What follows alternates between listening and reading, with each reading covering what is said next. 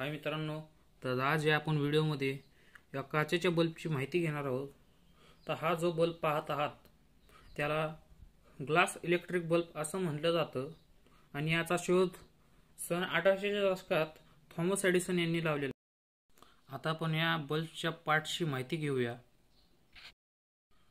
त्या बल्बमध्ये जी spring type wire दिसत आहे तिला आपण टंगस्टन वायर असं म्हणू शकतो। ही वायर खरं म्हटलं तर टंगस्टन मेटल पासून बनलेली आहे।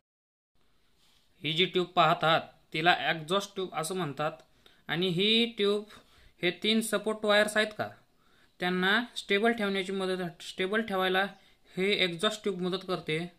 आणि ही स्टीम ट्यूब आहे जिथूनच ती मेन वायर लीड वायर निघते, जिथून तो टंगस्टन वायरला इलेक्ट्रिक पुरवठा होतो, ती वायर स्टीम ट्यूब मधूनच निघते बाहेर। आणि हे जे शेवटचा पार्ट पाहतात त्याला कॅप म्हणतात, येथूनच मेन इलेक्ट्रिसिटी आतमध्ये जाते या ह्याच्यातून। तर चला आपण पुढे बघूया, हिला आपण चालू करून बघूया लाईट। याच कारणामुळे इलेक्ट्रिक बल्ब मध्ये टंगस्टन वायर वापरली जाते, कारण की ही पागळत नाही आणि हिचा जे लाईट असते ते अजून चमकदार निघते आणि जास्त प्रमाणात निघते। तर चला पुढची वायर बघूया। ज्या तुम्हाला 3 वायरी दिसत आहेत तिला सपोर्ट वायर असं म्हणतो आणि ह्या ज्या वायर आहेत ती टंगस्टन वायरला खाली जाण्यापासून वाचवते, म्हणजे तिला सपोर्ट देते वरती स्टेबल राहायला। आणि ह्या 2 वायरी पाहतात तिला लेड वायर असं म्हणतात आणि हे ज्या वायर आहेत येथूनच मेन ह्या टंगस्टन वायरला इलेक्ट्रिसिटीचा पुरवठा मिळतो। वायर बघू शकता, तिला ग्लासची कव्हरिंग आहे आणि ती जी लाईट निघते तिच्यातून जी हीट निघते ती हीट पासून काचेला तुटण्यापासून वाचवणारी फक्त एकच गॅस आहे जी ह्याच्यातच प्रेझेंट आहे आणि त्या गॅसचं नाव आहे आर्गन।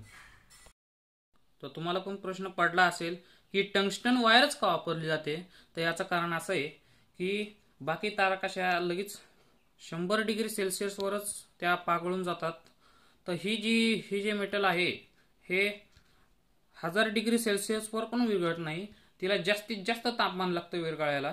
त्यामुळे हिच्यातून जी लाईट निघते ती अजून चमकदार निघते। आणि ही काही कारणास्तव तो मोठा बल्ब खराब झालेला आहे, पण त्यासारखाच एक बल्ब मी इथे लावायला आणलेला आहे।